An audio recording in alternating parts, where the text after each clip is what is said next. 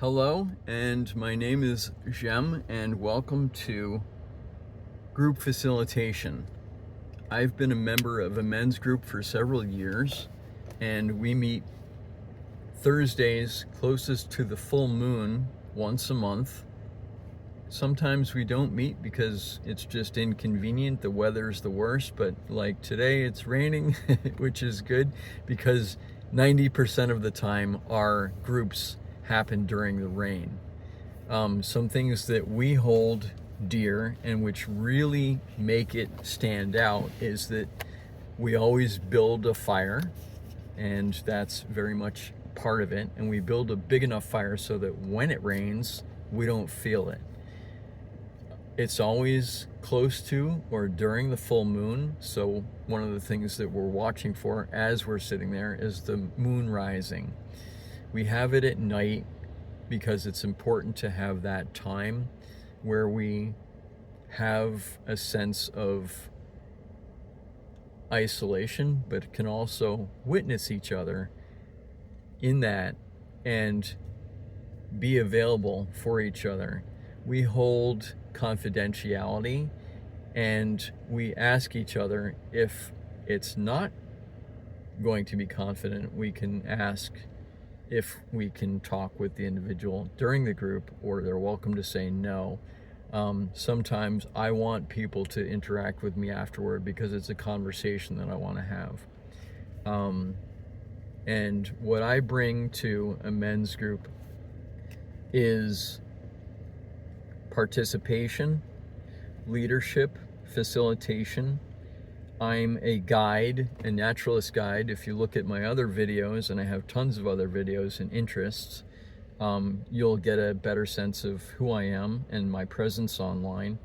Having learned dozens of social and relational skills through therapy and so forth, I come in with many different modalities. I always start with an opening mantra, usually an Om or three of them, sometimes a stretch and an introduction, as well as the groundwork that I lay out. Sometimes it's an agenda, sometimes it's open. We almost always give a few minutes for each individual to say what they need to recap if they want to, or to say what is going on, what challenges they're having, what work they're doing, and what is up for them in that moment. Connection is important. The environment is important. Ritual, doing the same thing consistently and having that. One of the things that we had from the beginning, but it hasn't worked so well because many of us are fathers now, is having the first couple hours be a potluck where we bring food and we share food together. We almost always bring beverages and other things to share, just to keep ourselves fluid, or drink, whatnot, so that we can speak clearly. Speaking of which, I've been speaking all day about 15 topics, and I'm exhausted from it. So it's important to have water.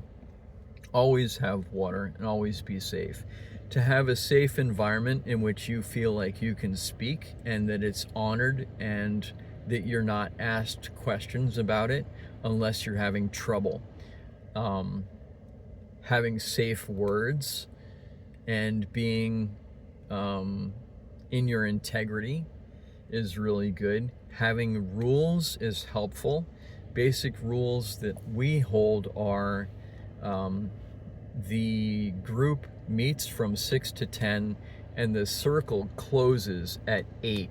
That way, anybody who is involved knows when they have to be there for the meeting itself. While the food and participation part there, getting rocks, building the fire, gathering wood, doing work and whatnot for it, is optional at this point. The intention is still there to help the host. We also move hosts around because to do it at the same place every time puts a lot of strain on the host. Try to move your group around if you can, or have a facility that is a neutral place, whether that's seats or whatever. And of course, this doesn't just apply to men, it applies to any group that is common. Even if it's not common, having a place to air your thoughts, to gather steam, to put things together in a more of a way. It pertains to organizing, it pertains to many other things. Well, I didn't even think about that, but clearing the air is really important. If two of the men in the group are having a challenge, it's good that they talk with each other and clear things up before the group meets. But it's also an opportunity to bring those things up with the group and have everyone discuss it. Sometimes it's nice to have a topic to talk about and have intention. Time versus open. Depending on how much time you allot for your group, that can be really good. When people have good attention, it's really important that everybody has a time to be heard. When to show up and when to not show up as a leader or follower. If you're not following your basic needs and you have other needs outside the group, consider not going. If you're the leader for that group or the host and it's ahead of time, consider moving it to somebody else, because everybody else will still be invested, likely, and will want to move it elsewhere. That way it gives you the option as a participant or as a leader to still have the group and know that it's there, whether you're there or not. Setting a container is really important. One of those pieces is safety. One of them is the basic needs of everybody involved, and a place that feels good and feels right. Don't put yourself in the middle of a stream with water coming down and expect to have a good time. If it is raining, wear the right gear. If the weather is extremely hot, bring plenty of water or have water nearby to splash. If it's extremely cold, make sure that everybody is safe. We meet year-round. My group meets year-round, and we don't say ahead of time, we don't say that day, but I always put out, as the organizer of every meeting going forward, I say what the weather is going to be the week before, what it is coming up. Most people know at this point, and some other things that we do is during the last meeting or during the meeting, I try and gain who wants to be the next host, and then sometime in the following week, who wants to facilitate if the host doesn't, and if the host wants us to all build fire or if they'll do it by themselves. And also, closer to the time, reminders of the time and date, and reminders of what is expected to be brought there, and the day before, who is actually going to show up, because we'd like to know numbers. We want to have at least 3, and the most all of us, which at this point is 6 or 7, as many of us have demands elsewhere. Be ready to accept everyone else's feelings. They're not your feelings, they are their feelings. Be able to actively listen and hear. And what I mean by that is to not infuse your words into what they're saying, because someone will be distracted by that. Give them the space that they're needing to speak openly and to be accepted. Accept everyone who speaks and don't try and tailor it in a certain way unless you have a structured meeting.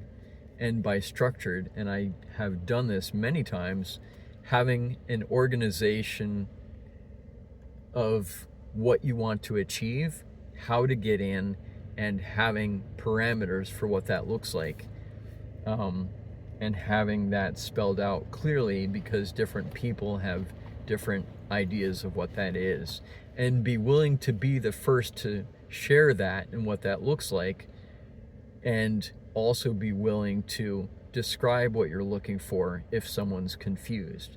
always ask if it's clear, and always ask for clear communication. If you want to know more about all of the aspects that I'm talking about, these different things, please consider looking at my other videos on communication, on having a daily practice, on relational dynamics, finding your path, social skills, communication skills, and other things that I list off because they are important to having a group facilitation and having a group meeting. Thank you for watching and staying curious about what I'm doing. And if you are serious about wanting to have a group facilitation and wanting to get a group going and don't know anything about it, I strongly encourage you to subscribe and to listen going forward as I detail each thing that has come up in my men's group and each thing that will come up without naming anyone. I help through my many modalities and understandings of therapy and working with people and working in relationships, how to navigate different things to draw people out, to hold back, to hold time, and to make the group work in a way that works for you and works for everyone else. Thank you for listening and stay tuned.